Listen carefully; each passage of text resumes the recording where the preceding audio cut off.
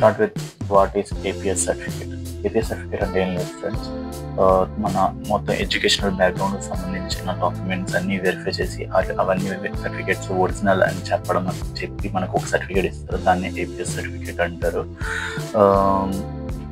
దాని యొక్క website link నేను డిస్క్రిప్షన్లో ఇస్తాను, పిన్నెడ్ కామెంట్లో కూడా ఉంటుంది, చెక్ చేయండి. ఫస్ట్ ఆఫ్ ఆల్ మనం చెక్ లిస్ట్ గురించి మాట్లాడుకుందాం. నేను ఇచ్చిన లింక్ ద్వారా మీరు వెళ్ళి చెక్ లిస్ట్లోకి వెళ్ళండి. అక్కడ ఆప్షన్ ఉంటుంది. చెక్ లిస్ట్లోకి వెళ్ళి కింద స్క్రోల్ చేస్తే మీకు అక్కడ గ్రాడ్యుయేట్ అండ్ పోస్ట్ గ్రాడ్యుయేషన్ ఉంటుంది. అక్కడ అది క్లిక్ చేస్తే మీకు ఆ పీడిఎఫ్లో మొత్తం చెక్ లిస్ట్ ఉంటుంది. మీ పాస్పోర్ట్ దగ్గర నుంచి మీ మొత్తం ఎటువంటి డాక్యుమెంట్స్ కావాలని. ఎస్పెషల్లీ మీరు మర్చిపోకండి, స్టూడెంట్ ఆథరైజేషన్ లెటర్ అని ఒకటి ఉంటుంది ఆ లిస్ట్లో 12th one. అది ఎక్కడ మనం చేసుకోవాలి అంటే అదే సైట్లో మీరు బ్యాక్ వచ్చి పైకి స్క్రోల్ చేస్తే మీకు అక్కడ స్టూడెంట్ ఆథరైజేషన్ లెటర్ ఉంటుంది. అది డౌన్లోడ్ చేసుకొని ప్రింట్అవుట్ తీసుకొని మీరు ఏం చేస్తారంటే మీ పెన్నుతో మీరు ఫిజికల్గా మీరంతటి మీరు దాన్ని అక్కడ బాక్స్ ఉంది చూసారా, అక్కడ మీరు టిక్ పెట్టుకొని మీ నేమ్ అక్కడ రాయండి. చూపిస్తాను ఎక్కడ రాయాలన్నది. ఇక్కడ మీ నేమ్ రాయండి, ఇక్కడ మీ డేట్ ఆఫ్ బర్త్ వేయండి, ఇక్కడ మీ ఎప్పుడైతే సైన్ చేస్తున్నారో date, place and me signature వేయండి. మర్చిపోకండి, ఈ లెటర్ చాలా ఇంపార్టెంట్. మీ చెక్ లిస్ట్తో పాటు ఇవి కూడా మొత్తం అన్ని జెరాక్స్ తీసి పెట్టుకోండి. వీటన్నిటితో పాటు మర్చిపోకండి స్టూడెంట్ ఆథరైజేషన్ లెటర్ కూడా చాలా ముఖ్యం. ఎందుకు అంటే అది మీరు ఈ డాక్యుమెంట్స్ అన్ని ట్రూ అనేసి మీరు సైన్ చేసుకొని పెడుతున్నట్టు ఆ letter. Next, how to apply APS certificate. నేను ఇచ్చిన లింక్ ద్వారా వెళ్ళి అక్కడ అప్లై అని ఉంటుంది. అప్లై చేసిన దగ్గర మీరు create user name and password and password again confirmation కోసం. అండ్ యూజర్ నేమ్ మీకు ఫెమిలియర్గా ఉన్నదే, పాస్వర్డ్ కూడా మీకు ఫెమిలియర్గా ఉన్నదే మీరు క్రియేట్ చేసుకోండి. ఫర్ ఎగ్జాంపుల్ నేను క్రియేట్ యూజర్ నేమ్ అన్నది నా నేమ్ పెడతాను. బట్ ఆ ఐడియా కోసం మై జర్మన్ డైరీస్ అనేసి నా ఛానల్ నేమ్ ఇస్తున్నాను. అండ్ పాస్వర్డ్ వచ్చేసి మీకు చాలా ఫెమిలియర్గా మర్చిపోకుండా ఉన్నదే ఇవ్వండి. పక్కాగా ఫ్యూచర్లో చాలా ఉపయోగపడుతుంది. అండ్ మీరు అది ఇచ్చిన తర్వాత ఎంటర్ పాస్వర్డ్ అగైన్ కూడా కొట్టండి. నెక్స్ట్ కొడితే మీ పర్సనల్ డీటెయిల్స్ అడుగుతుంది. అక్కడ మీ ఫోటో, ఫస్ట్ ఆఫ్ ఆల్ మీ ఫోటో అప్లోడ్ చేయాలి. మీ ఫోటో కంపల్సరీ 30 KB లోపే ఉండాలి. 30 KB వరకు ఉండొచ్చు. JPG ఫార్మేట్ అండ్ JPEG ఫార్మేట్లో ఉండాలి. మర్చిపోకండి, అది చూసుకోండి, కరెక్ట్గా చూసుకొని అప్లోడ్ చేసి ఫస్ట్ నేమ్కి వెళ్ళండి, లాస్ట్ నేమ్ రాయండి, first name and last name రాయండి. అండ్ ఈమెయిల్ ఇవ్వండి, ఈమెయిల్ కన్ఫర్మేషన్ చేయండి. ఈమెయిల్ అన్నది మీకు ఫర్దర్గా ఎటువంటి అప్డేట్స్ ఉన్నప్పుడు ఆ మెయిల్కే వస్తుంది. సో మెయిల్ చాలా జాగ్రత్తగా ఇవ్వండి. అండ్ తర్వాత మెయిల్ జెండర్ పిక్ చేయండి, నేషనాలిటీ ఇండియన్ అని పెట్టిన తర్వాత కిందన date of birth, me date of birth ఇవ్వండి, యాజ్ పర్ పాస్పోర్ట్ ఇవ్వండి. Place of birth and Indian అని పెట్టిన తర్వాత ఇక్కడ ఆధార్ నెంబర్ ఇవ్వండి. మీ ఆధార్ నెంబర్ ఓపెన్ అవుతుంది. పాస్పోర్ట్ నెంబర్ కూడా ఇవ్వాలి. అక్కడ కాంటాక్ట్ నెంబర్, మీరు కాంటాక్ట్ నెంబర్ ఈ ప్రాసెస్ అయ్యేంత వరకు చాలా జాగ్రత్తగా ఉంచుకోండి, ఎందుకంటే ఫ్యూచర్ కాల్స్ వస్తాయి. మీ అడ్రస్ మొత్తం ఇవ్వండి, కాంటాక్ట్ చాలా జాగ్రత్తగా ఇవ్వండి, మెయిల్ అండ్ మీ నెంబర్. అండ్ దెన్ నెక్స్ట్ కొట్టిన తర్వాత మీ క్లాస్ ఇంటర్ వరకు మీకు ఫిల్ చేయాల్సి వస్తుంది. బోర్డ్ నేము, ఇయర్, పర్సంటేజ్, 12th కూడా same board name, pass year, percentage ఇవ్వండి. సెంటర్ నేమ్ అన్నది పెద్ద ఇంపార్టెంట్ కాదు, 10th అయినా 12th అయినా సరే ఇంపార్టెంట్ కాదు. JEE ఉంటే మీరు కంపల్సరీ ఇవ్వండి, ఉంటే ఇవ్వండి, లేని వారు వదిలేయచ్చు. And then diploma, if you have any diploma degrees degree certificates మీకు ఉంటే మెన్షన్ చేయండి, బెటర్.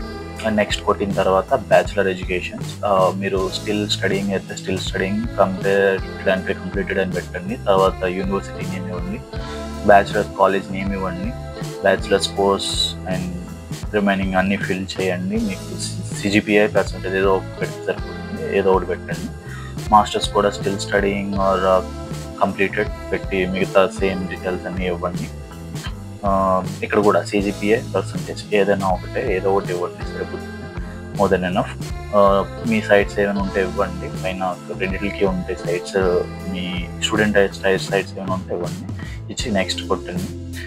ఇది ఎస్పెషల్లీ ఈ టెస్టాస్ డీటెయిల్స్ అన్నవి బ్యాచిలర్స్ చేయడానికి జర్మనీకి వచ్చే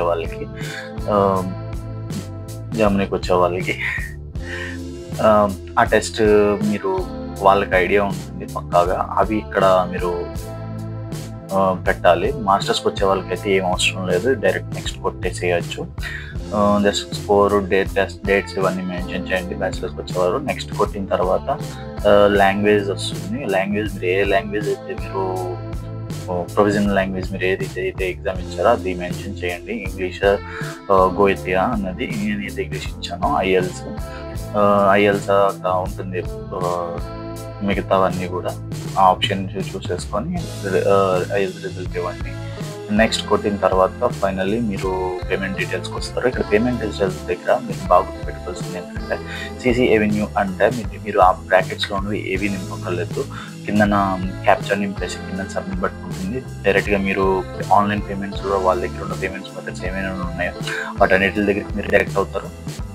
మీకు నచ్చింది పిక్ చేసుకొని పేమెంట్ చేయండి. ఇన్ కేస్ మీరు 18,000 రూపీస్ అన్నది ఆఫ్లైన్లో పే చేస్తున్నారు అంటే కంపల్సరీ మీరు ఈ అప్లికేషన్ స్టార్ట్ చేసే ముందే చేయండి. ఎక్కడ చేయాలి అంటే సేమ్ చెక్ లిస్ట్లోకి వెళ్ళండి, పీడిఎఫ్లోకి వెళ్ళండి. చెక్ లిస్ట్ పీడిఎఫ్లోకి లాస్ట్లో బాటంలో మీకు బ్యాంక్ డీటెయిల్స్ ఉంటాయి ఏపీఎస్లోవి. వాళ్ళవి ఆ బ్యాంక్ వెళ్ళి డైరెక్ట్గా వెళ్ళి బ్యాంక్లో డిపాజిట్ చేయండి 18,000 రూపీస్. వాళ్ళకు రిసిప్ట్ ఇస్తారు, డిపాజిట్ చేసిన తర్వాత రిసిప్ట్ ఇస్తారు కదా, ఆ రిసిప్ట్లో డీటెయిల్స్ అన్నీ ఇక్కడ ఫిల్ చేయండి. ఫస్ట్ నేమ్, పేరు name, IFSC code, amount paid, date of payment, bank name, transactions referral number పెట్టి ఆఫ్లైన్లో పెట్టి క్యాప్చా ఎంటర్ చేసి సబ్మిట్ కొడితే మీరు ఆన్లైన్ ట్రాన్సాక్షన్స్ దానికి రీడైరెక్ట్ అవ్వకుండా డైరెక్ట్ సబ్మిట్ కొట్టేసేయండి. సబ్మిట్ చేయగానే మీకు మొత్తం కంప్లీట్ అయినట్టే, మీ అప్లికేషన్ మొత్తం కంప్లీట్ అయ్యింది.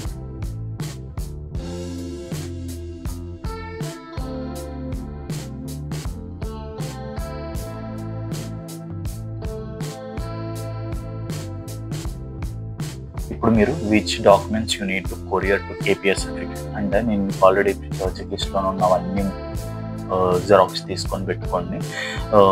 స్టూడెంట్ ఆథరైజేషన్ లెటర్ అన్నది మర్చిపోకండి, ఎందుకంటే అది మీరు అన్ని కాపీస్ ఒరిజినల్ అనేది డిక్లేర్ చేసే ఒక ఫామ్ అనమాట.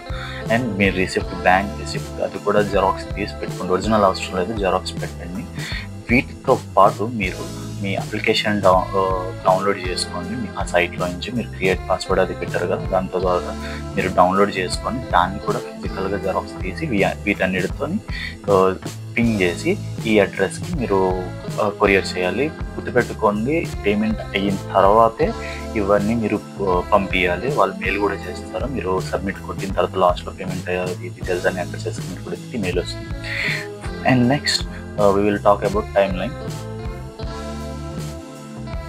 నేను సబ్మిట్ కొట్టగానే నాకు ఈ టోకెన్ నెంబర్ వచ్చింది. టోకెన్ నెంబర్ వచ్చిన తర్వాత ఈ 18,000 రూపీస్ గురించి వచ్చింది.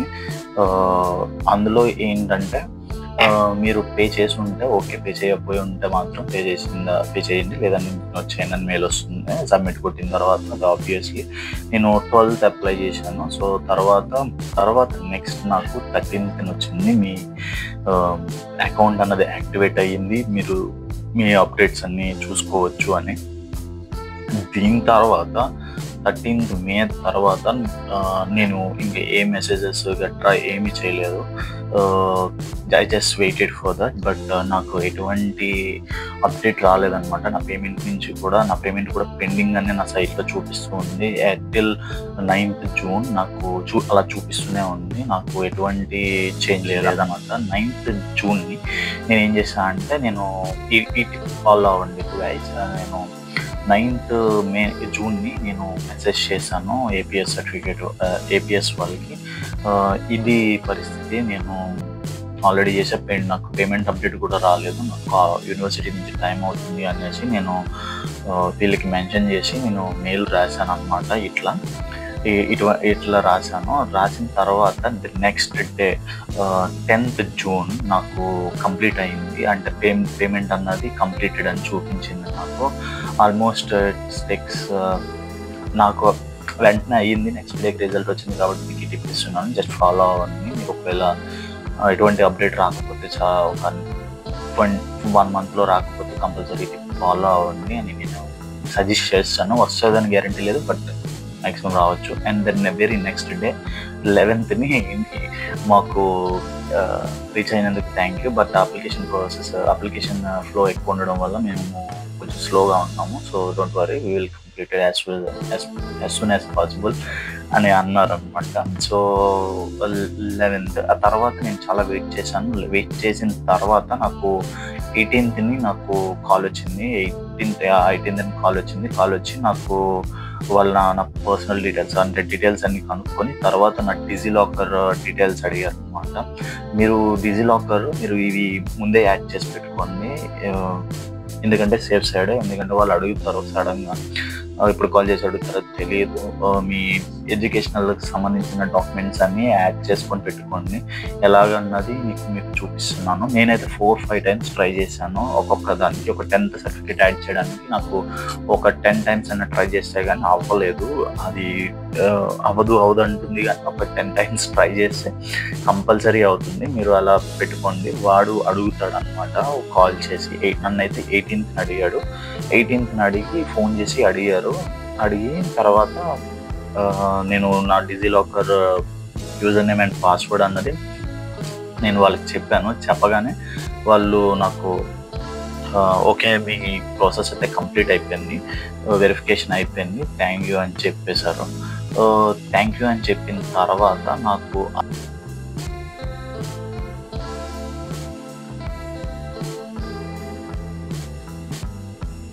19th నాకు కంగ్రాచులేషన్ చెప్తూ నాకు మెయిల్ వచ్చింది. నా అప్లికేషన్ పూర్తయిపోయింది, మీకు మీ సర్టిఫికేట్ కింద నా పీడిఎఫ్లో ప్రొవైడ్ చేస్తున్నాం, చూసుకోండి, అన్నీ సరిగ్గా ఉన్నాయో లేదని చెక్ చేసుకోమన్నారు.